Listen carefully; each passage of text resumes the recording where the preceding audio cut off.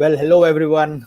Very good afternoon. Here we are back at the Third Man Cricket Show as day two resumes. England are 258 for the loss of 7 wickets. I have two analysts with me today. It's Sachit Kondinya as well as Path Arora. How are you guys?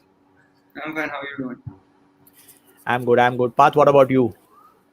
Yeah, I'm doing good, man. Just don't want to see another draw. Exactly. That's what we're hoping for. We saw what happened in the first game, but to start the discussion off, I would really like to ask you your summary on what happened on the first day. I mean, England really looked that they'll be bundled up for less than 200, but I think Dan Lawrence has played a really good inning. So, Parth and then Sachit, your thoughts, your quick views on what happened yesterday. How do you think it panned out? I think from the start, I think England fumbled a little bit, losing 3 wickets back to back, and none of them were looking, in touch apart from Rory Burns. I mean, he was also, looking. I mean, with less rhythm, but later he that filled that gap and started hitting boundaries on the cover and started hitting straight drives. So I think. Right. When Rory once lost his wicket, we thought that it might create difficulties for England's lineup. But Dan Lawrence came forward and played with confidence. I saw him playing with shuffling towards fifth or sixth stump and getting those cover drives and straight drives. I mean that shows his confidence that he has in himself. So I think he needs to carry on from session one on the second day so that England can be in a good shape. Perfectly right. And what about your thoughts, Sachit? I, for one, was very excited to see England survive the first session without losing a wicket because it's been a long time since they've done that. To see a good opening pair from England, we've missed it since Alistair Cook. So I think this was something nice to see from the England's perspective. But from there on, I think England collapsed. The second session completely belonged to New Zealand. They kept getting wickets. They were bowling brilliantly. They came back very strongly. So I feel that was again, of course, kudos to the New Zealand bowling lineup. But then Dan Lawrence stepped up. I think he played a brilliant knock along with some crucial contributions from the lower middle order like Mark Wood and Ollie Stone, which set the momentum right. And they didn't look like they were very comfortable facing the New Zealand bowling lineup. But I definitely feel that they stepped up and they took the job in their hands and did a great job. So I feel, if they continue to do that, then I guess they'll at least get to 300 in this match, which would be a decent total to get to. Right. And talking about the English batting lineup, I would like to know your thoughts on their wicketkeeper, James Bracey, because he has been dismissed 3 times now in this test match. And, he has not shown any good temperament or technique. Even yesterday, he was out fishing a ball outside off stump and giving a catch behind in the slip cordon. So what do you think that he needs to apply? Parth and then Sachit. I think it's very important on the wicket side, England, that you don't throw your wicket away, like chasing the ball outside the fifth or sixth stump. I think he needs to just play in the V region and should ignore the balls that are on fifth or sixth stump. Right. And Sachit? Look, first of all, I feel that he is a brilliant batsman, and at least in terms of county cricket. I've personally seen a lot of his matches, and he has shown a lot of confidence, and he's a very dynamic batsman. To see him fail like this is, of course, a little sad. He is probably with his temperament and his mindset that is not, I don't think he's got his mindset right. He seems a little too, the first ball, no test batsman tries to drive the very first ball that comes to him. And he threw his wicket away last match on the very first ball, trying to drive a ball off Trent Bolt. So I feel that temperament needs to be set right for him. But once he gets his temperament and his mindset right, he can be a very good batsman. They just need to back him and give him enough chances. I guess the second innings might be a good opportunity for him to step up and get some runs. Exactly. Ronak rightly mentioning here that it is very important that the first hour is going to decide who wins the session. So, but a word on Ajinkya Patel. He was not selected in the first game. He came in this game and then he got those 2 wickets. He got an LBW also. So, your thoughts on Ajinkya Patel, and do you think that he should have played ahead of Santner in the first game, Sachin? No, I feel Santner has more experience, and that I think New Zealand were definitely going to pick Santner for the World Test Championship final as well. So they wanted to give him an opportunity to, get used to the English tracks. So that is definitely a good call because Santner has more experience. He's already, and he's also got good numbers against India.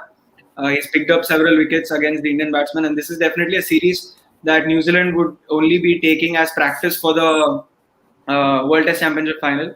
They, of course, they would want to win, but that doesn't mean that they are not working towards the World Test Championship final. So they're just trying to give their best players, more opportunity. Yes, of course, Ajinkya Patel is a brilliant bowler, but I feel Santner, with his experience, should be picked in the World Test Championship final as well, and that was the call I think New Zealand made by picking Santner in the first match as well. Well, Parth, coming towards you, I would like to ask you about Ollie Pope. There was a comment here suggesting that he needs to convert his starts into big scores, which will eventually help England. So, what do you think on the position of Ollie Pope?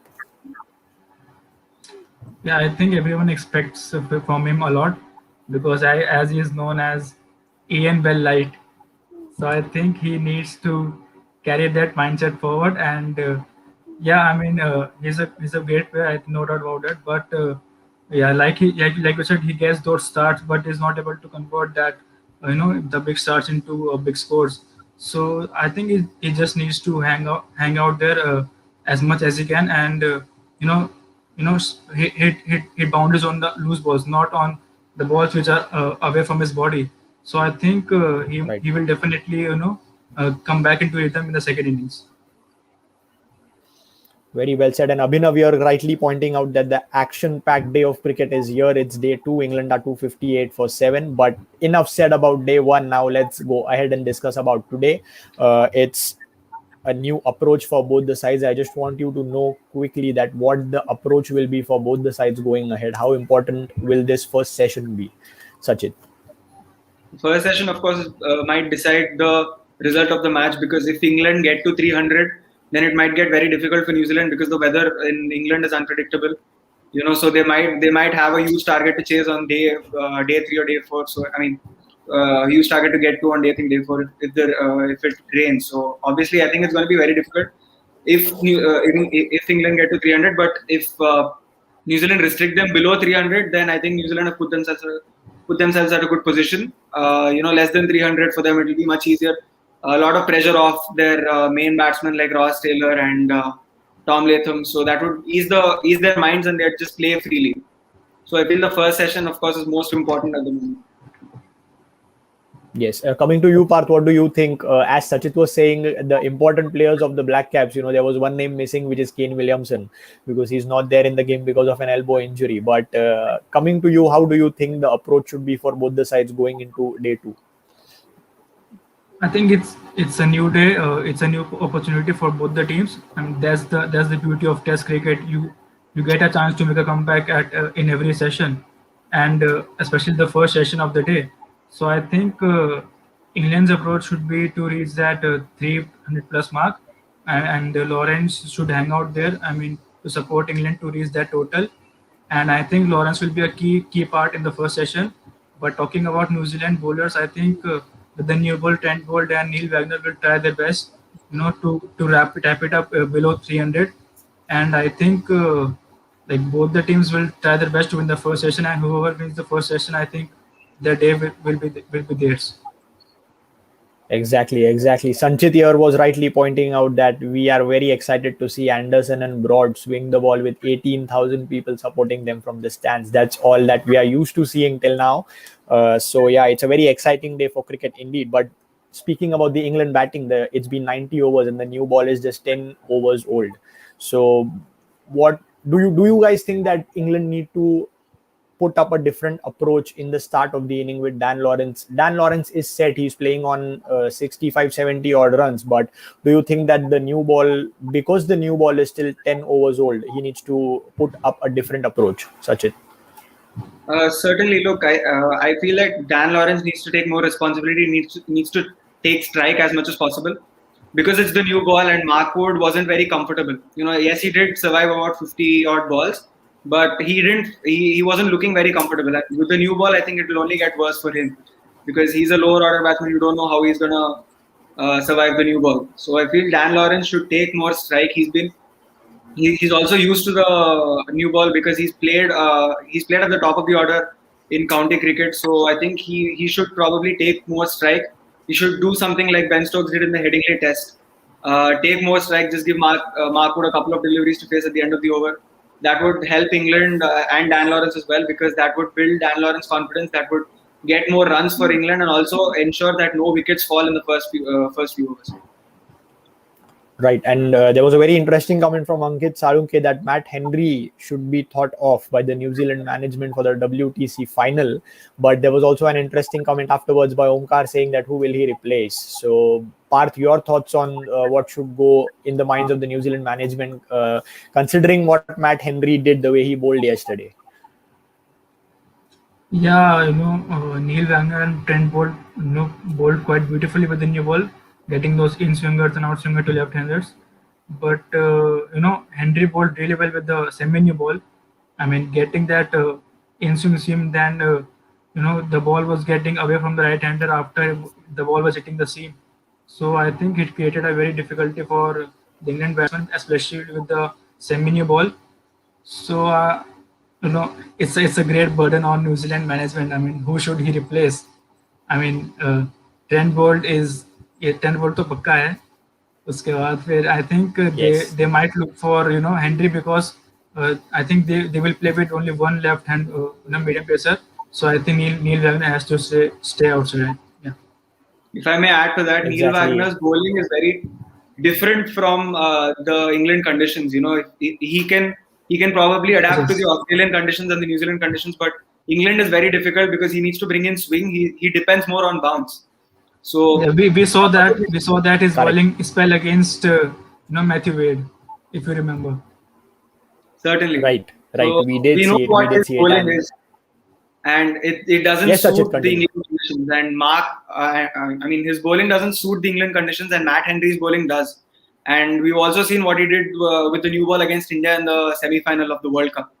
He can definitely swing the ball both ways. And although that was a wide ball, he can still swing the ball both ways and trouble the Indian batsmen. So I feel that Neil Wagner probably would have to sit for Matt Henry. Okay, well, we will leave it to the New Zealand management, because we can only say that some headaches are really good to have. It's always good to have a pool of players to choose from rather than not having players and having players who are injured, which we just experienced for the Indian side on the tour of Australia.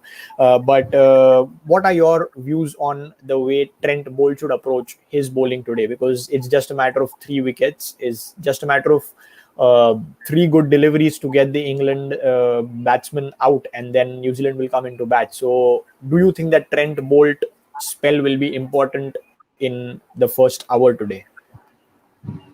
Yes, definitely. Yeah. Okay, I'll go.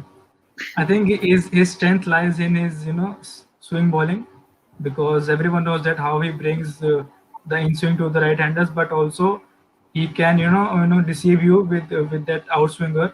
I mean, the ball that goes with the arm. I mean, that creates a very difficult situation for the batsman, especially the right-handers, because they don't have any idea whether the ball will come in, or go with the arm to the 5th or to the 6th turn. So I think that's where Trent Bolt is very dangerous. So I think it will be a key in the first 10 overs. And I think the England batsman has to that मतलब 10 over पहले निकाल दो अपने, then you carry on with your shots. Correct. And Sachit, your views on the same? Definitely, I agree. Although if he does keep bowling the outswingers to the right-handers, there's just one right-hander that he needs to get, and after that there are both left-handers coming. So I feel that's a little difficult for him, but I think he should just continue to be aggressive. He's been doing that throughout the match. He's swinging the ball both ways. He's bowling brilliantly at brilliant line length. So he should just continue to do that. And Mark Wood also seemed to really struggle against Trent Bolt. So I think once Mark Wood's on strike, you should just get Trent Bolt as often as possible and get the wicket as soon as possible. Because once he's gone, then the 2 left-handers, they're not dependable. You've got some right-hand fast bowlers who can really swing the ball away from the left-handers. And you've also seen Trent Bolt doing that against Bracey. So, and he's taken both his wickets the same way against left-handers. So I feel that if Trent Bolt does do what Park just said and get a right-hander out, then I feel it gets really easy for New Zealand to pick up the next couple of wickets. Exactly. That might also, That's precisely well put up. that Yes, Parth. that might also force Dan Lawrence to go after that the ball which is on the sixth stump, because he might think that it's an in-swinger, but it can be a ball which goes with the arm. So I think they can get caught behind with that. Exactly, and that's why we call the Test cricket as the toughest format of the game. But we have already discussed about Dan Lawrence, but here is a very interesting question from Sanchit that Lawrence started off his innings in an uncomfortable way, but will this play on his mind when he comes back to bat on night? Because if there is any batsman that England will rely on when the play starts today, it's none other than Dan Lawrence, because he's already set and he's the only proper batsman playing. So do you think that yesterday's form, the way he started his innings, will play on the back of his mind? It all depends on Trent Bolt. I mean, It all depends on Trent saw Bolt. Rory, Okay. we saw Rory Burns struggling, initially, and he was looking uncomfortable. But when he got his rhythm, and then he started playing his shots, that cover drive, straight drive, and I think Rory Burns also was looking uncomfortable. But the time that he got his rhythm, the shots he played were very beautiful. The leg glance, that cover drive, coming, shuffling to the sixth stump and playing those shots. I think he will come out to the bat with confidence today. So I think he needs just to relax down for the first 10 overs and then carry on with the shots. Right. Sachit, I would like to just twist this same question a bit. Park just mentioned that it depends on Trent Bolt. So do you think that whether Dan Lawrence will, depend on Trent Bolt to get him a good start, or how is the battle? How the battle fare out between Trent Bolt and Dan Lawrence? If he's depending on, I don't think he'll be depending on Trent Bolt to give him a good start. He'd be depending on Trent Bolt to not get him out as soon. So exactly. I don't think. But I think if he doesn't get him out, then I think it's a good start for him, even if he gets 10 runs in the first hour. So that's why I asked you the question, basically. So what do you think? How will the battle fare out? Certainly, I feel Trent Bolt has the edge right now because he's been bowling brilliantly and the new ball has come in. It's just 10 overs old. So Trent Bolt has the edge over Dan Lawrence at the moment. But Dan Lawrence almost every England batsman that came out seemed uncomfortable at the beginning.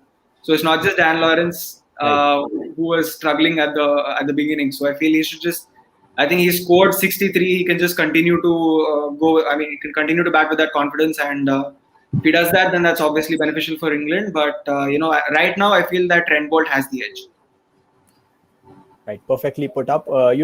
We are having a test match here, and we are all discussing about saving the wicket and playing with all the technique. But there was another test match which Kaustubh Bhogle just mentioned in the comment section. It's South Africa versus West Indies, and West Indies are all crumbled up by the South African bowling attack. So I would just like to ask you, how important is patience and temperament when you go out to bat in a test game? Because the approach is completely different. When you play the T20 and the ODI format, where you have to look for runs, but when you come to test, it's completely about patience and temperament. So how important do you think is patience and temperament, considering these two test matches and whatever happened with West Indies and whatever is going on here, Sachin? You see, West Indies, it was a complete contrast to what England did. West Indies probably didn't show as much patience, and they got all out on 97, if I'm not wrong. And yes. England on the other hand, Rory Burns, he took his time. He dug into the crease and just stayed there for as long as possible, and he got to 81. And that also includes Dan Lawrence. He also came in and took his own time. So I feel that if you get that patience into your game, then that's that can only get you runs in test matches. If not, then you'll crumble like the West Indies did. Exactly. Your say on the same path. How important do you feel is temperament and patience when it comes to the test format? When the opponent knows your weakness, they keep on bowling on that spot only. So you need to be patient there, because you can get out at any time, any point of time. So you need to get out of that phase. So you just need to hang in there, and allow the opponent to do something else apart from your weakness, because they will keep on bowling at one spot to get you out. So that's what Right. that's what is the beauty of test cricket, and you need to get past that phase which is troubling you. Exactly. Abhinav Mishra was here on this show yesterday, and we all know him for his predictions to come right. So he's just predicted you that England is going to be all out for 287. That's a very precise number that he's given. Let's see if it comes true. But going forward, I would really like to know your views on when will we see turn on this pitch? Because we all know the Southampton wicket. We all have seen what happened at Lords, but now we are at Edgbaston in Birmingham. And what are your views? We saw the pitch yesterday. What are your views when the ball will start to grip and spin? Sachin. It has already started to spin a little bit. Ajaz Patel has Yes. used it to his advantage, and he got that LBW of Ollie Stone. So I feel it has already started to spin a little bit. It's only going to spin more as the days go by. So I think if England survive the Pacers in the first session, then Ajaz Patel might be very effective because the pitch has already started swinging. I mean, the pitch has already started spinning. I beg your pardon. Spinning. So Yes. it started spinning. So I feel Ajaz Patel might take it to his advantage and get more wickets. Exactly. Parth, what do you think? Do you agree with Sachin? Look, you don't get that spin friendly tracks on which Joe Root likes to bowl in England especially. So yeah, I mean it would be really difficult, for the New Zealand batsman, because Joe Root comes into bowl. I'm saying that sarcastically. I know. But yeah, I know. you see, normally see turning on wickets in test matches on the third or fourth day. But Right. looking at the England spin department, I don't think they will trouble New Zealand in the fourth innings. Exactly. Well, Sanchit posted a very interesting comment that with or without Ben Stokes, this England squad really looks vulnerable, and India should really fancy their chances in the Test series, in the 5-match Test series that India is going to play. So, what are your comments on this? Do you think that the inclusion of Ben Stokes in this England squad will make a difference, Sachin?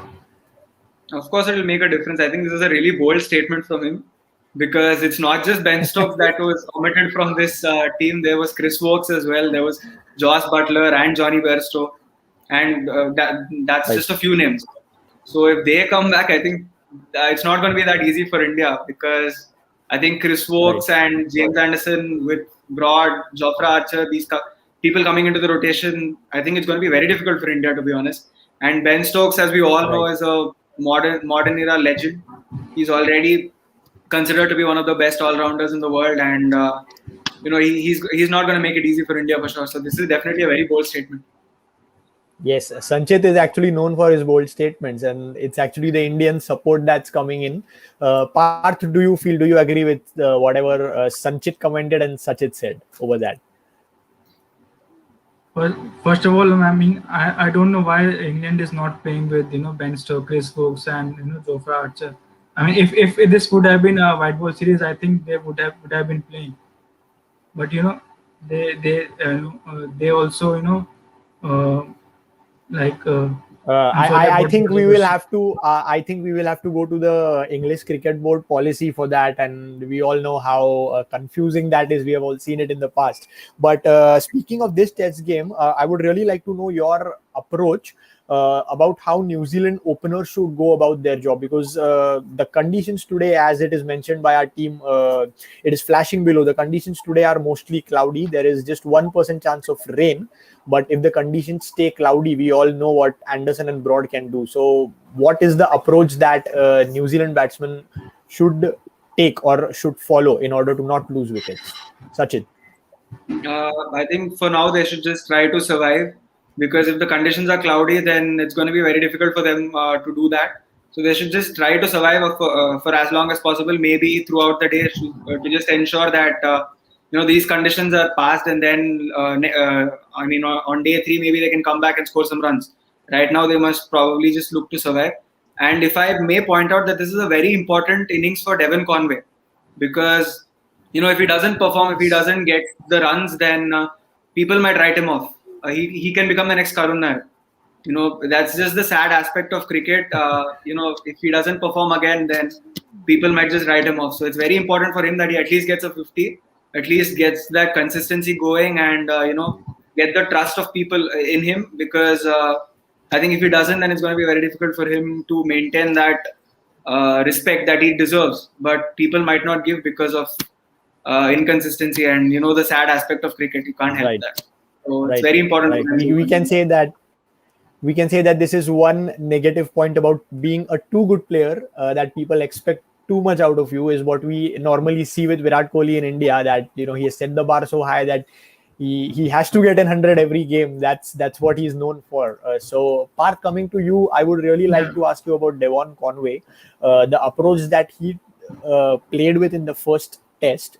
He played with a very clear mindset and he got that double 100. But what do you think will fare for him against Anderson and Broad in this game because of the conditions? Basically, it's more cloudy, they say. I definitely agree with Sachit. I mean, whatever he said about Conway. I mean, he needs to stick out there and carry the innings forward, especially when you don't have Ken Williamson and BJ Watling in your batting lineup. So I think some runs out of Conway's bat might definitely release pressure of Ross Taylor, and I think these two are the pillars for the New Zealand batting lineup in the second test. All right, with this, we enter the last couple of minutes of the pre-day show, and this is really a fun round. I would really ask both of you to put in your predictions for the session as well as for the day. So, Sachit, what do you think the score will be at the end of this session, at the end of these 2 hours? I feel that England might get bundled out before 300. I feel 290, around 290s.